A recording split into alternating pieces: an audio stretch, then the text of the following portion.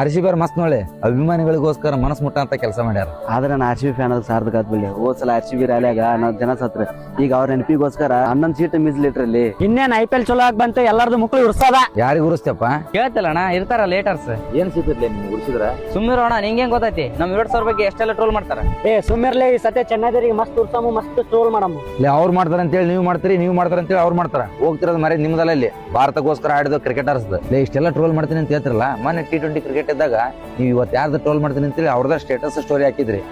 ನಿಮ್ ವಿರಾಟ್ ಸರ್ ಮೇಲೆ ಪ್ರೀತಿ ಇರ್ಬೇಕು, ಬೇರೆ ಎಲ್ಲಾ ಕ್ರಿಕೆಟರ್ಸ್ ಮೇಲೆ ಗೌರವ ಇರ್ಬೇಕು.